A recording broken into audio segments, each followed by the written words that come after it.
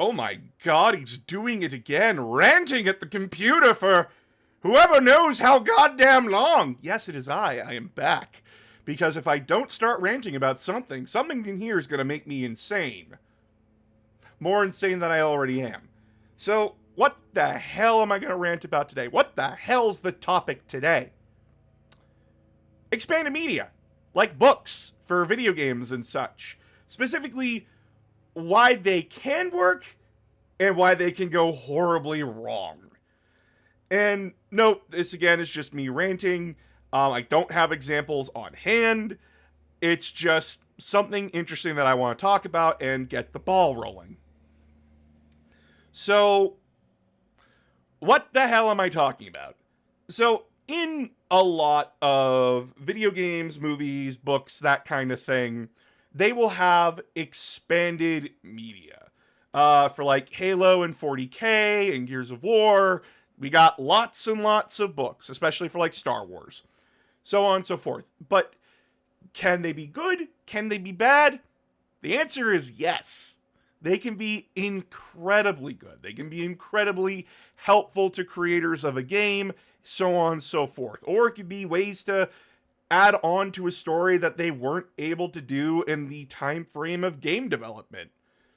It's just something they can do and something they choose to do sometimes, or most of the time. 40K's case is that their entire tabletop game is based around a universe that is a sandbox. So they can write whatever stories they want. You could have an entire war book where it's just Space Marines or Imperial Guard going against whatever faction of the day. Or you could have like a murder mystery novel that has literally no consequences to the universe at hand, but it's still a very interesting, in-depth look at how society is in 40K. But the one thing that Games Workshop and the Black Library, their writing arm, basically said that everything is canon and nothing is canon.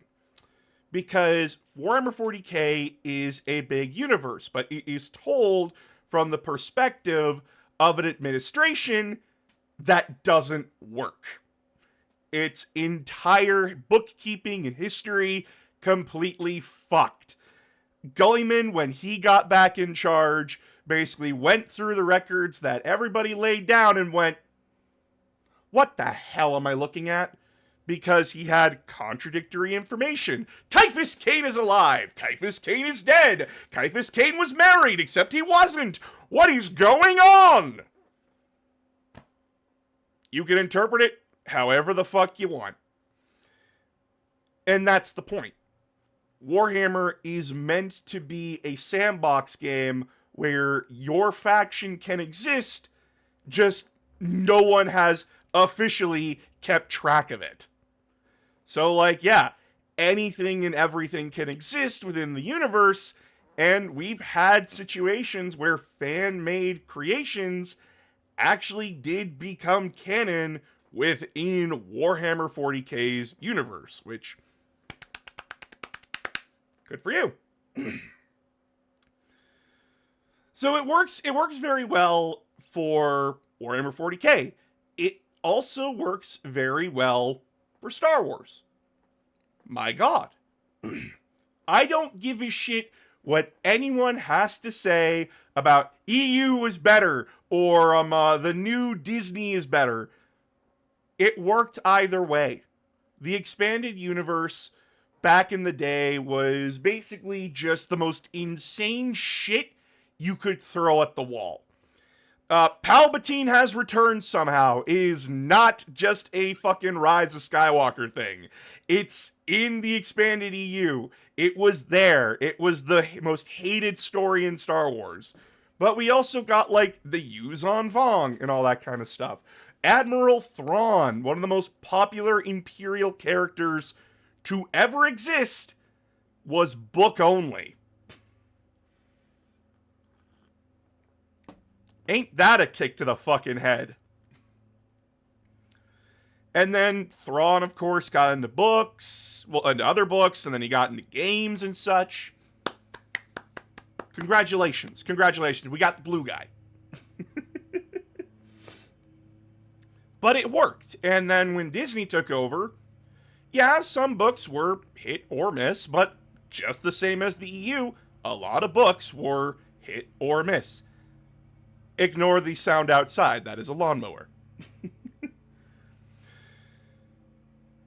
But we are getting so many new books with fresh perspectives and ideas for the Star Wars universe, including a fleshed out Old Republic, which is now the High Republic.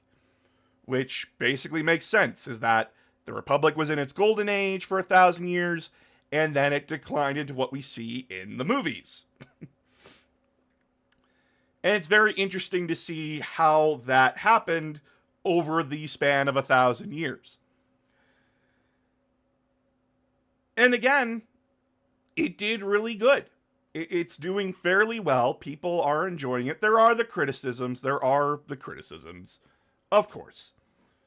Or you can't please everybody, and not everybody's going to vibe with every story. It's perfectly fine. Now, where does it become a problem? So, Disney Star Wars and 40K have the same mentality. That story is official when we declare it to be. In the Star Wars books, there was a character named Kanan Jarrus. I'm forgetting his name, but like it's what he called himself in Rebels. He was a Rebels character, but his backstory was changed from the books to when Bad Batch came out to give him a connection to that. In the books, it was like a whole series of events of him jumping from one place to another, getting a smuggler friend, and basically barely surviving as his two clone best friends, who had fallen into Order 66, basically went hunting him and only stopped after one friend turned back to normal and ended up blowing up their ship to save Kanan. That changed because Bad Batch. So the details are up for change when they hit the screen, and that's how Disney and a lot of Star Wars has ran with things for years. This was even before Disney takeover.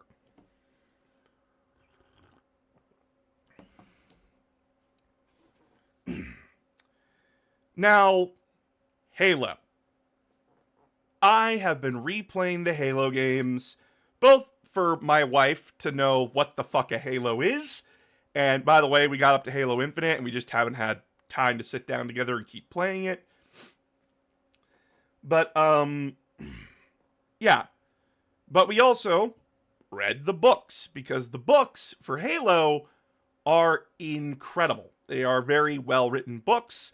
Yes, again, some of them are really hit or miss. Kilo 5, fuck you.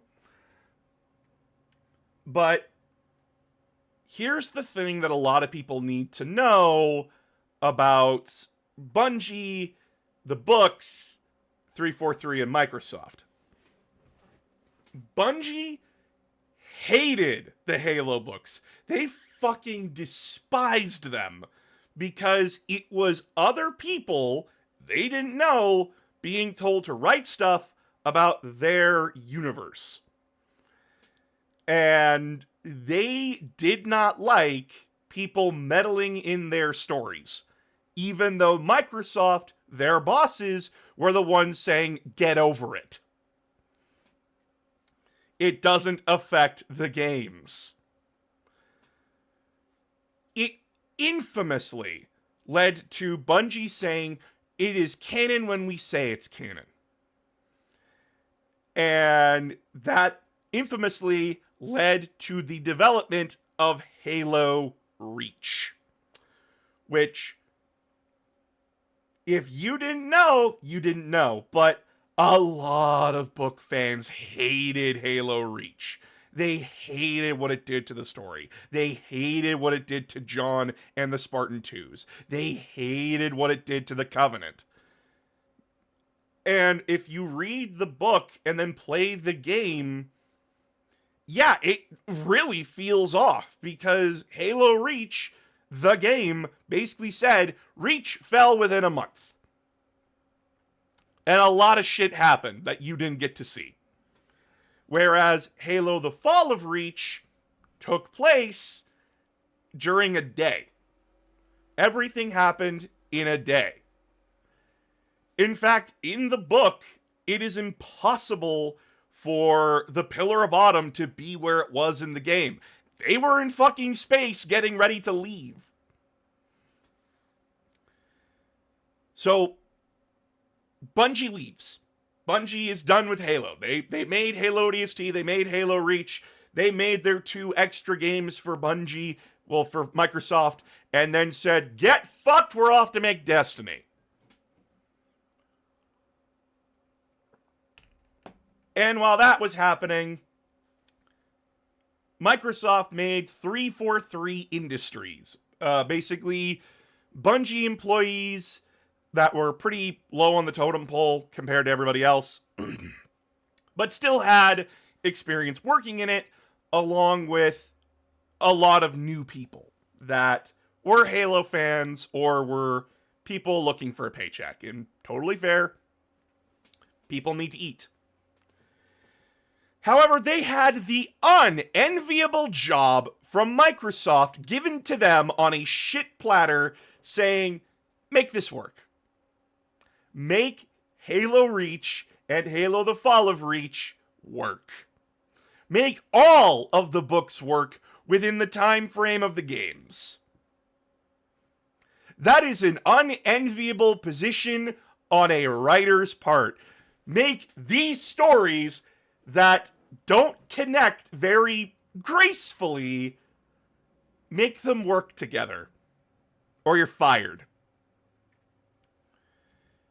It led to the reprints of Halo the Fall of Reach and Halo First Strike and Halo the Flood, and ooh boy, were they they tried to add in short stories and basically change some information to make it work.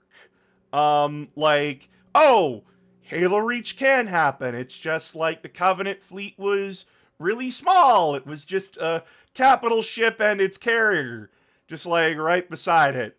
And they were only invading one part of the planet, a continent. Reach is a big planet, you know. And it was winter contingency, where like they have to keep it on the down low so they can like quietly begin evacuation preparations and that kind of stuff. You can see where this is going and how this is being a problem, right?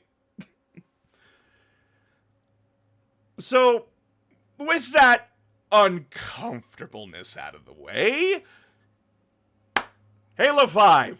Oh boy, it always wraps around to Halo 5. The amount of background information that you had to have to understand what the fuck was happening. Who's that? Who's this? Who is all of this? Who are these people? You had to play not only the original Halo trilogy, Halo 4, Halo Reach, Halo ODST, which, fair, why would you jump into a game series at number 5? But even to people who were casual fans of Halo would look at characters like Jameson Locke, Olympia Vale, Tanaka, Fred, Linda, Kelly. Who the fuck are all these people? You had to read the books. You had to read the books to know who these people are. Oh boy. To a casual, that's a lot to ask for. To anyone else, they're just going, what? But that's not all, chat. That's not all. You had to watch a mini-series for Locke. You had to watch a mini-series that was only on Halo Waypoint that is, I think, no longer available. That's where Locke's story comes from. The other character in the game that you play as, for 75% of it, was on a web series that you probably can't access anymore. Son of a bitch! Well, cool. What about the other two? Well, Tanaka was in the comics. Alright. And then there's Olympia Vale, who is one of the major protagonists of Halo Hunter in the Dark. That's a book! Another book that people have to read. Along with, Buck's there. What happened to Buck? Why is Buck with a different team? Why is he a Spartan 4? Well, you gotta read Halo New Blood for that! Oh boy. I hope you like watching the death of the rookie. Spoilers, by the way.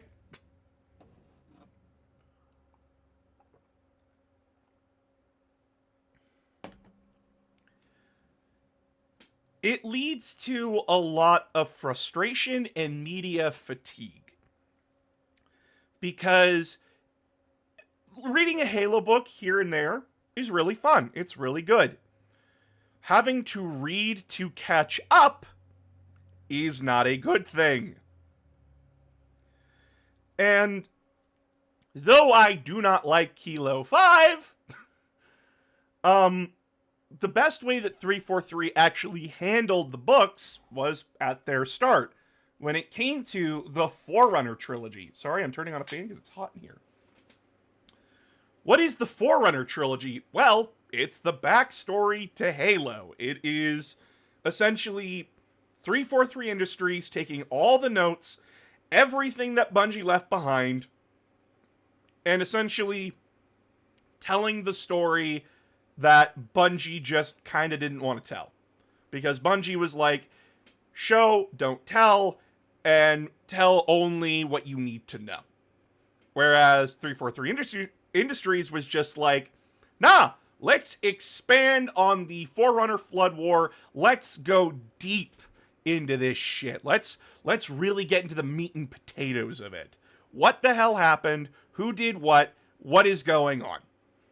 And that's what they did. Did they succeed? Well, the Forerunner trilogy is considered some really damn good books and some really damn well-written stories for the Halo universe.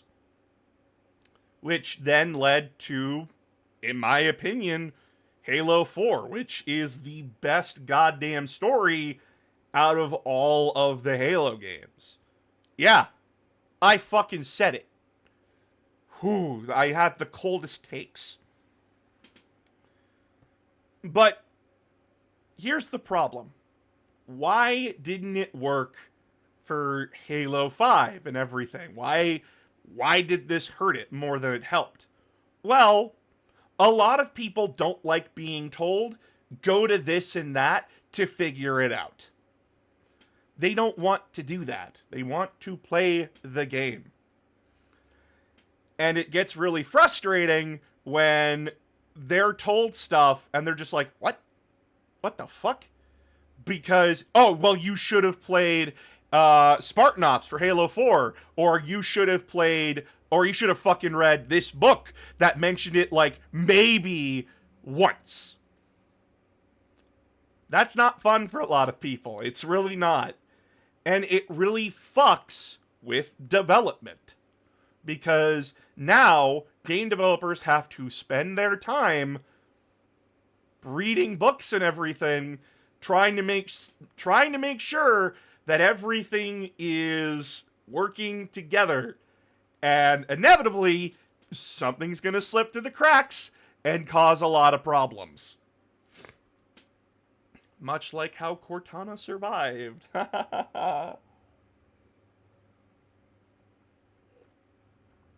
Or what the fuck happened to the Didact? You know, those kinds of things.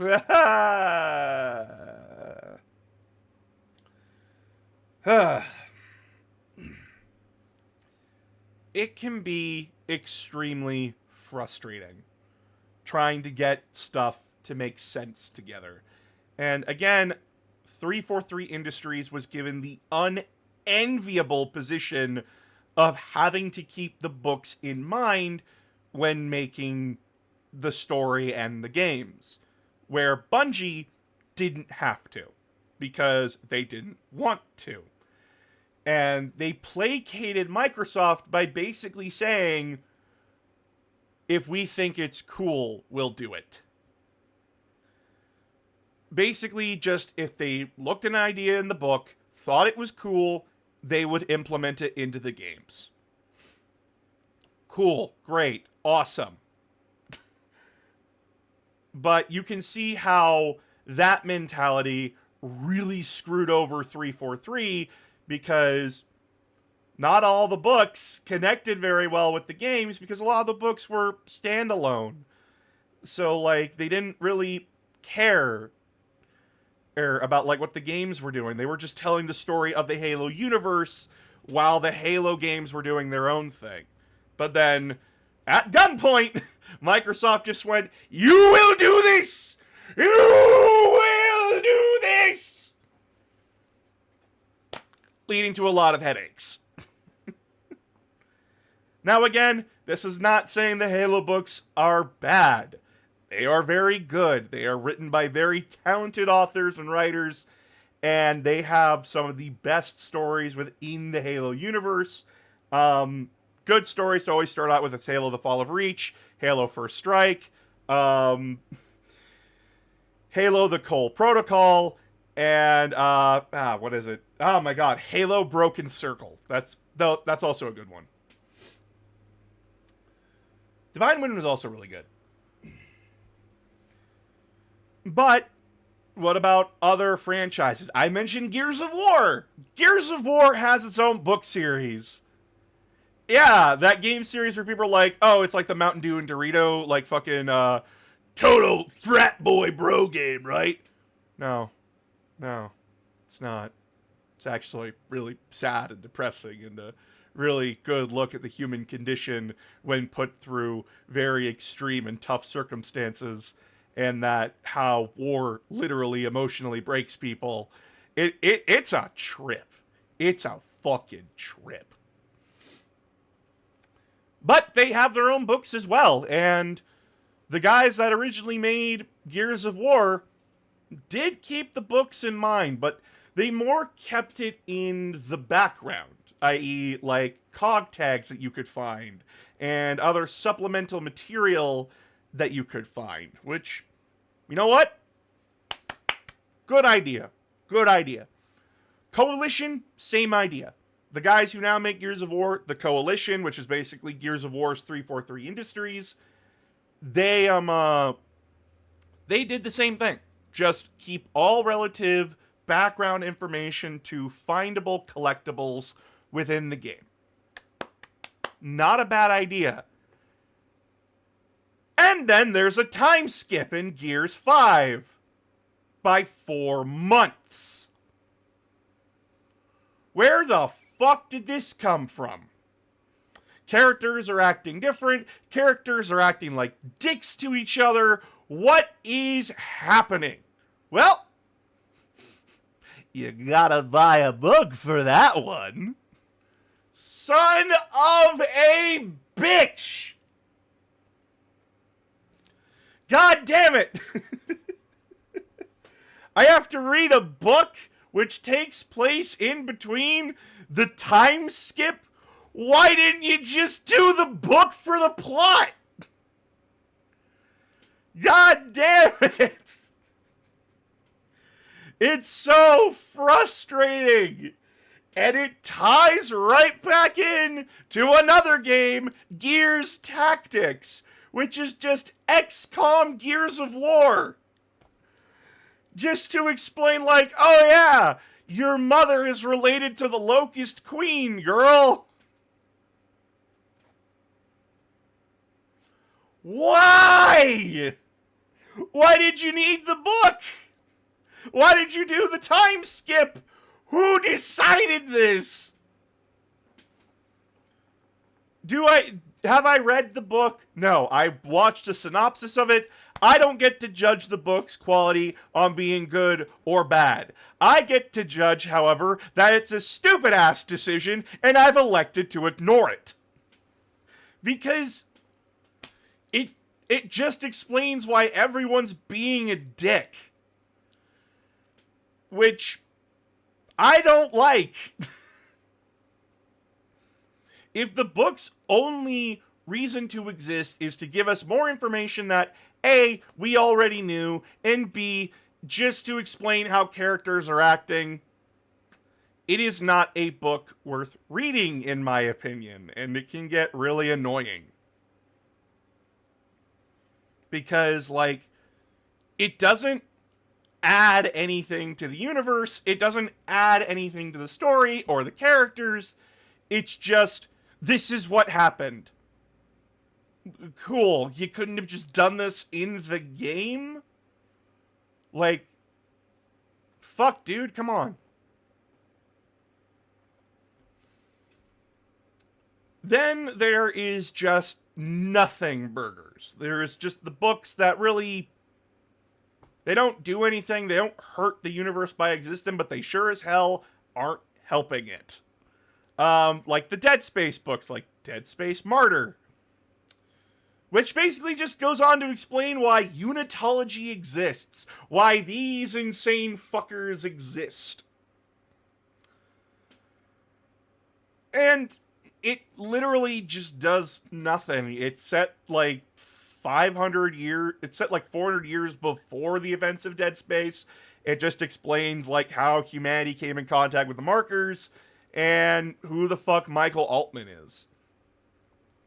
It literally has like the consequence of unitology being in the Dead Space universe.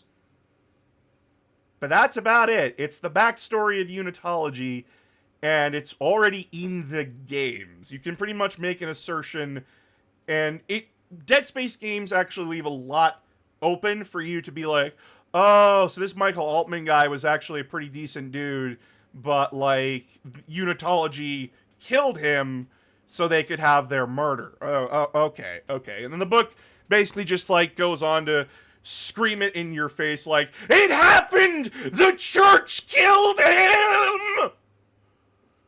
Which, cool, thanks for talking to me like I'm an idiot. Again, it's a decent book.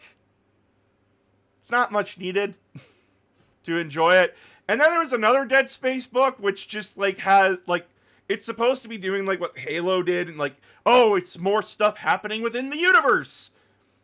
But you don't really care, because it's so out of the way, and not well written, and you just want to die, because you're just like, ah...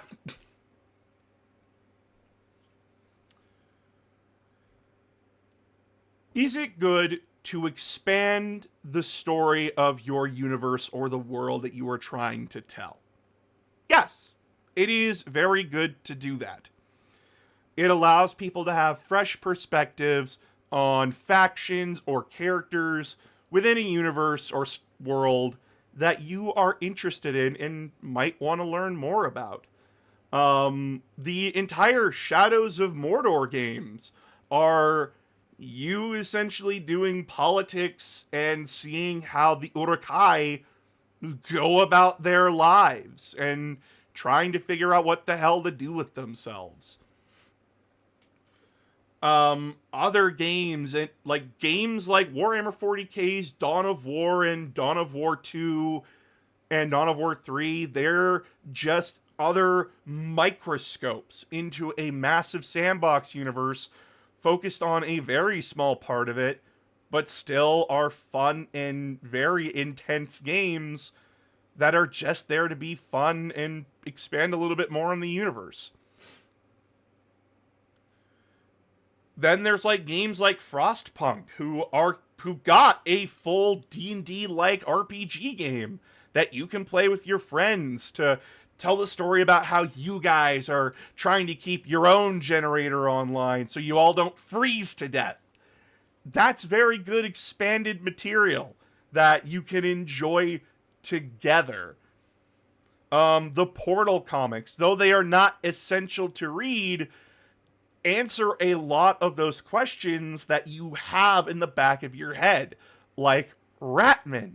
Who the fuck was Ratman? Who's this guy that like left all these like really beautifully painted murals all over the walls? Well, it's this guy here in the comics that you can watch his story go through Portal leading up to Portal 2. Wonderful. Great. Stories are good. Expanded material can help. Very much so when it comes to a universe and a world or a story that you are trying to tell. But they could also be a massive tug on the neck when trying to as well. Because guess what? If a writer decides, like, hey, I want to do this cool thing, fuck your timeline or fuck your logic and reason, it's gonna hurt. And when your higher ups are telling you, make it work, it can really hamper and hinder a story. And that can really suck. Because in that way, everyone loses. We see that constantly in like DC and Marvel when a writer just says, yeah, but like, what if this horrible idea? Like, what if Superboy was a clone of Lex Luthor? And he just killed everyone? Or what if Barry was insane and murdered everybody? Right? No, that's Wally, not Barry. Wally. Oh God, Wally. My boy, my man. It is very easy to fuck that up. Oh, and Marvel. The best example for Marvel. Unavenging. Fuck you. You screwed over Wanda. Bastards. Jerks. The lot of them. And before anyone says anything, these weren't woke ideas. These weren't fucking DEI bullshit. Get your fucking weak ass out of here. You're just a racist. You're a piece of shit. I don't want you here. Fuck you. You don't even bring anything to the discussion or the table. You just suck. You suck. These were just people with ideas, and sometimes bad ideas happen. They just get thrown into the woodwork. And better writers can use that to tell better stories.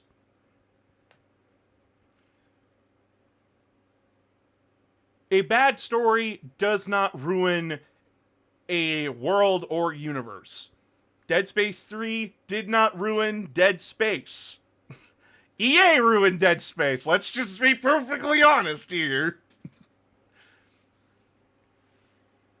But I hope this at least gets the ball rolling. Again, this is more of just a ramble series of me just yelling out loud and getting something out of my head. So that way, like, I can either talk about it with fellow like-minded people over on stream, or very interested parties that can take this idea and roll with it and essentially, like, make more nuanced and deeper points than I could right now.